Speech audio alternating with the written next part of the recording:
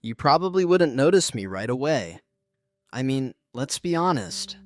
I'm about the size of your pinky finger. I don't have claws, I don't have fangs, and I'm not exactly built for battle. In a world where survival often looks like strength, speed, or sheer size, I'm none of those things. But I'm still here, and not just surviving, I'm thriving.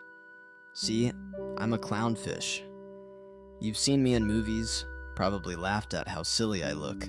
Bright orange with white stripes, hiding in the squishy arms of something that looks like a mop. But that mop? It's a sea anemone. And those arms, they're armed with venom potent enough to paralyze or kill most creatures that come too close. Not me, though. I live here, I sleep here, I raise my family here. Crazy, right? Sometimes I wonder if you ever feel like that too. Like you're small in a world built for giants. Like you're walking into spaces where everything seems designed to push you out. But what if I told you that my whole life is about learning how to stay, even in the most dangerous places? I wasn't born immune to this anemone's sting. I had to earn that right by slowly brushing my body against it, little by little, building up a tolerance. And in return, I protect it, I clean it, I make sure it eats well. We need each other. It's not some fairy tale friendship. It's messy, inconvenient, and sometimes I get zapped when I misstep. But it works. We both survive because we decided that helping each other makes more sense than standing alone. You might not think much of a fish like me, but maybe, if you've ever felt overlooked, outmatched, or just plain small, then maybe you and I aren't that different. Because in a world full of sharks, sometimes the bravest thing you can do is be a clown. So, remember that sea anemone I mentioned? Yeah, the one that can kill just about anything that brushes against it? That's my roommate. Well, more like my landlord, really. And maybe my bodyguard. It's complicated. See, the sea anemone isn't just my shelter, it's my everything. Its venomous tentacles are my fortress walls. Its sticky arms, my curtain of protection. Out here, in the open water, where predators lurk like shadows in the sand, living inside a living trap is, well, the best deal I could find. But don't get it twisted. This isn't some rom-com montage of perfect harmony. Our relationship? It's more like working at a job where the boss might accidentally kill you if you forget to clock in properly. Yeah, it's that kind of partnership. I wasn't born with immunity to its sting. No clownfish is. I had to earn it. Imagine slowly moving into a place that's actively trying to evict you. Painfully. The first few days, I get zapped. I back off. I try again. I press my tiny body gently against one tentacle, then another. I let it learn me. I let it know. I'm not a threat. I'm here to help. Eventually, it lets me in. That's when the real work starts. Because in this partnership, I'm not just a guest. I'm a caretaker. I clean debris off its body. I lure prey into its tentacles. I defend it from butterflies of the sea. Those nosy little fish who think they can just nibble on its arms like it's an all-you-can-eat buffet. And in return, I get a safe place to live. A corner of the reef that says, "You matter enough to protect." We survive together, not because we're naturally compatible, but because we choose to cooperate. Out of necessity, out of shared benefit, out of what some might call resilience. Funny, right? How the most important relationships in life are rarely the easiest. Maybe you know what I mean. Maybe you've been part of a friendship, or a team, or a family, where things weren't always smooth, where someone's sharp edges scraped against your soft spots, where you had to learn each other slowly, with patience, with trial and error, and sometimes with a little pain. But once that rhythm clicks, once you both realize you're better together than apart, it's magic. Of course, there are still days I get shocked. Days when I get too comfortable and forget to pay attention. Days when my anemone lashes out instinctively, and I have to remind myself, it's not personal. It's just part of the dance. I guess that's the price of trust, knowing it can still sting. And out here, trust isn't a luxury, it's survival.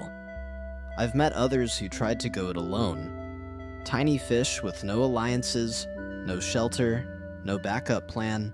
Most of them don't last long. The ocean doesn't do mercy. It does movement. It does hunger. It does rules. And one of those rules is this: if you can't grow strong, grow smart. And if you can't grow fast, grow together. Some people spend their lives looking for the perfect person, the perfect job, the perfect place where nothing hurts. But maybe life isn't about avoiding danger. Maybe it's about finding the one dangerous thing that's worth the risk. For me, that's a sea anemone with a bad attitude and a poison touch. And somehow, that's where I've found safety.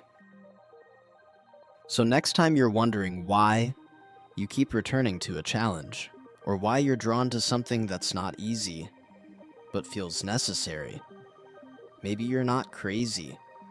Maybe you're just a clownfish.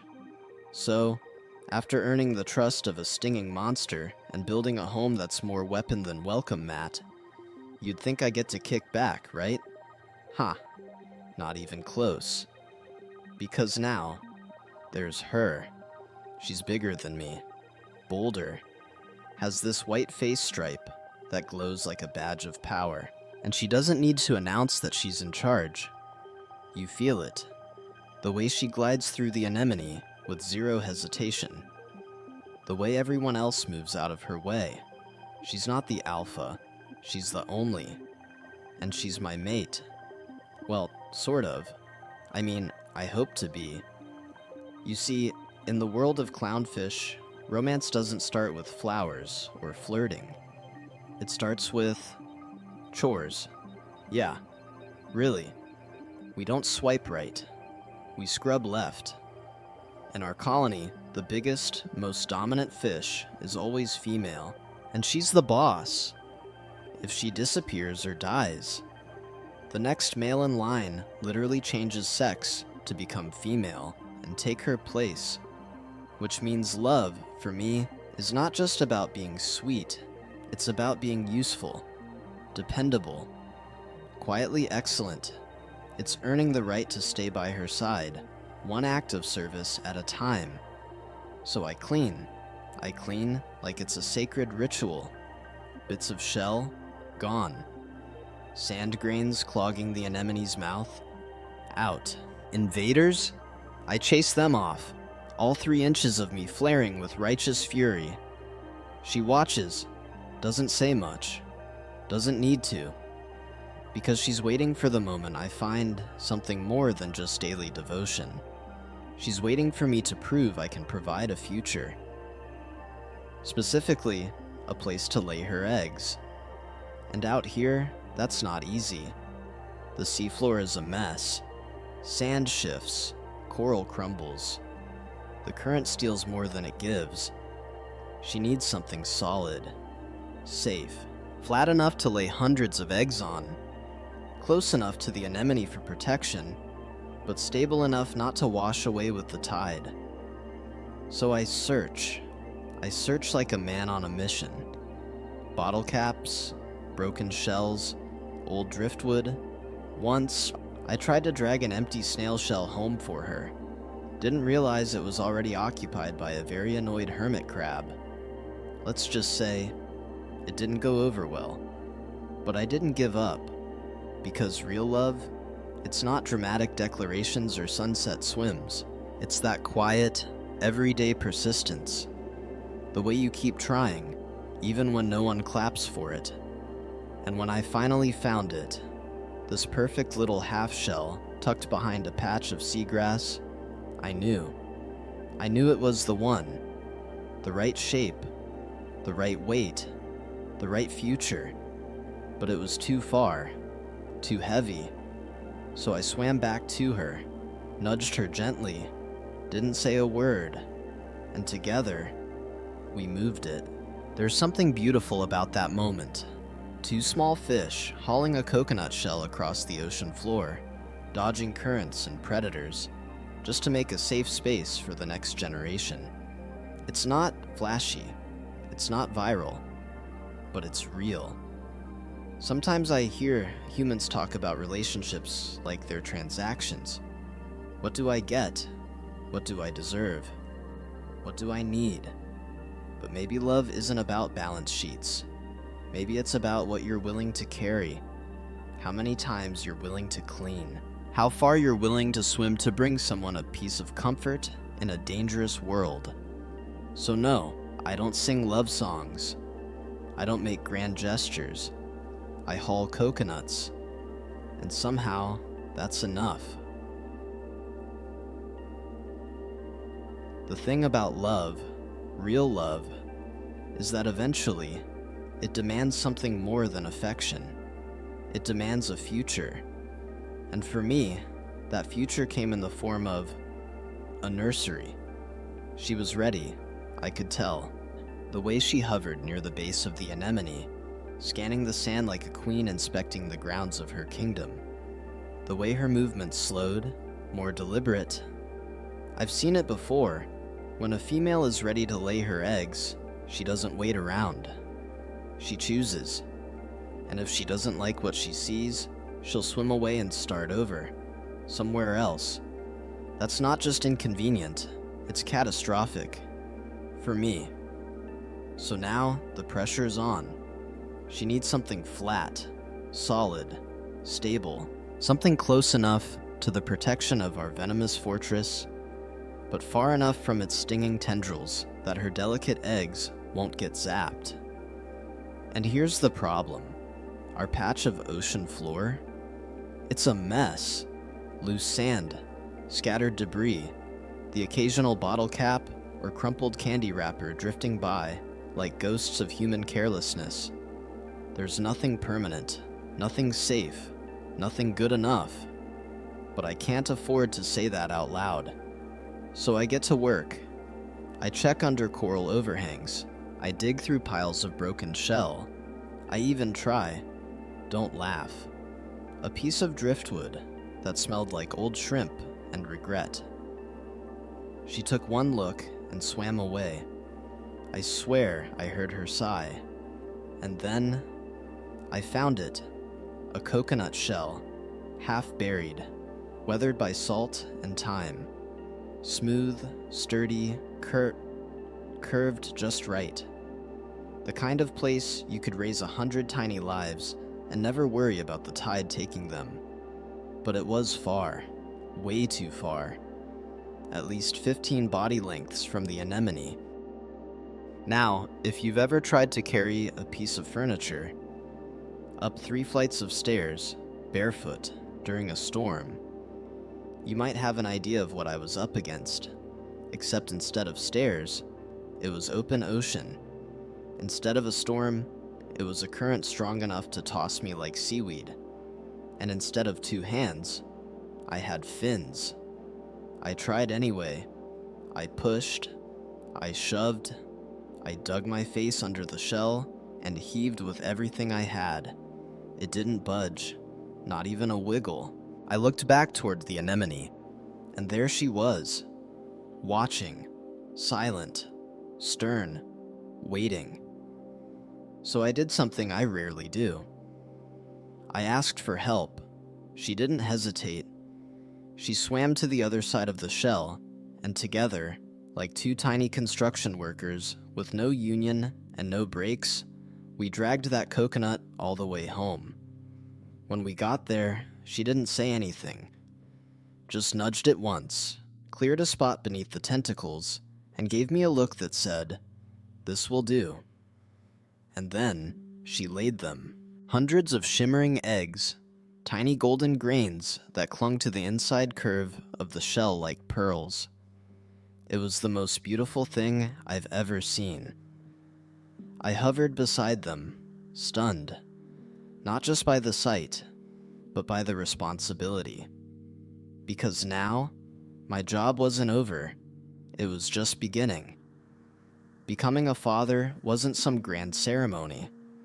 There were no parades, no cigars, no fishy fist bumps. There were just eggs, dozens, hundreds of them, glistening like tiny amber moons inside the curve of the coconut shell we had hauled home together. Each one smaller than a grain of rice, pulsing gently with the promise of life. She was done, and just like that, she swam off to recover. I didn't take it personally. That's how it works in my world. She creates, I care, and caring is a full-time job. Every hour, I circle the eggs. I fan them gently with my fins, not because it looks poetic, but because they need oxygen. I clean them, brushing away specks of sand, scraping off the beginnings of mold or bacteria with my mouth. Yeah, I said mouth. Romantic, right? If even one egg starts to decay, it can infect the others. So I stay vigilant, all day, all night. Sleep is not on the schedule. Predators don't even think about it. One time, a nosy Rossi drifted too close, and I puffed myself up like a tiny, furious balloon and charged. He looked so confused, like, really, you? But he swam away. That's fatherhood for you. Most of it is just defending your tiny corner of the world from things nobody else sees as threats. And you know what's funny? No one tells you how exhausting it is, or how quiet. There's no audience for this work, no applause for keeping 100 miniature hearts beating.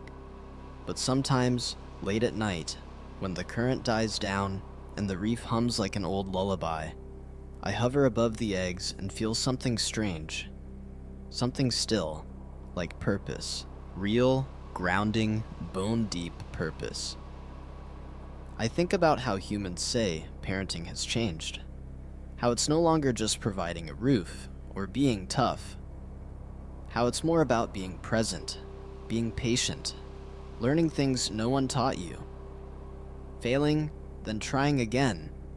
Quietly, consistently, without the need for praise.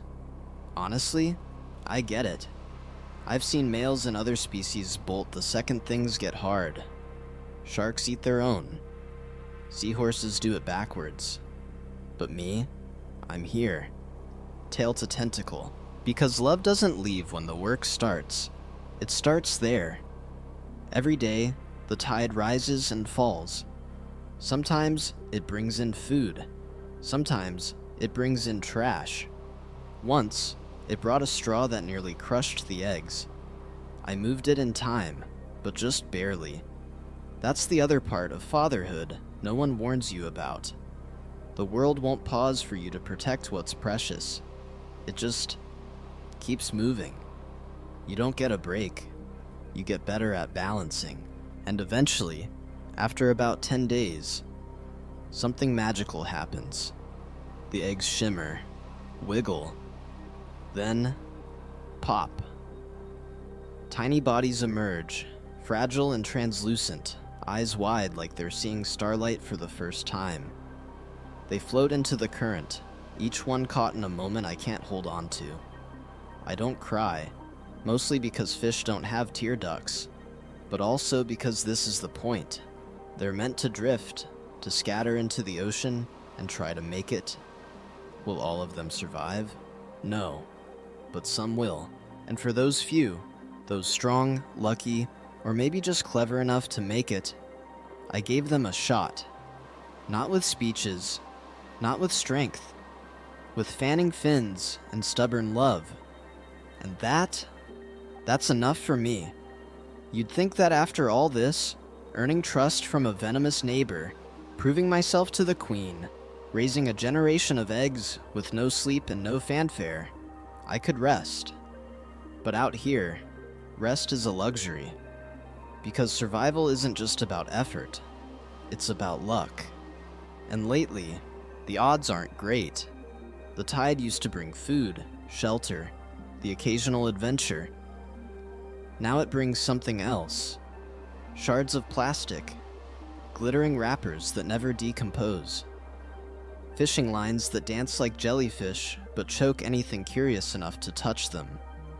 Last week, I nearly lost a clutch of eggs to a straw. A straw. It lodged itself between the anemone's tentacles like a sword. I had to wrestle it free before the current pulled it deeper, scraping across the nest like a blade. I don't think the humans who dropped it meant harm. But that's the thing, isn't it? Most of the damage down here isn't evil. It's just careless. And I'm small. So small. I can clean. I can guard. I can father. But I can't hold back the tide. Sometimes I wonder if those up above ever think about us, the quiet lives beneath their feet, the ones building homes out of coconut shells and love, the ones dancing around venom just to protect their future. Maybe they don't, but I still try, every day, because when you're a clownfish, survival isn't about being the biggest thing in the ocean. It's about showing up anyway. I know, I'm not much. I don't have armor or teeth or the kind of size that makes anything move out of my way. The world doesn't fear me, it forgets me. But still, I show up. Every morning, I slip between venomous arms like it's second nature. I fan eggs that might never hatch. I chase shadows 10 times my size. I carry coconuts with a heart that outweighs my body. And when the tide rises and brings its chaos, plastic, predators, uncertainty, I stay. Not because I'm fearless, but because something here is worth staying for. You know, when people talk about changing the world, they usually mean something loud, something big, something with followers and fireworks and charts that point upward. But maybe change also looks like this, like a tiny fish who cleans, protects, builds, and believes. Maybe you don't have to change the whole ocean. Maybe just your square foot of it. If there's one thing I've learned, it's that you don't need to be mighty to matter.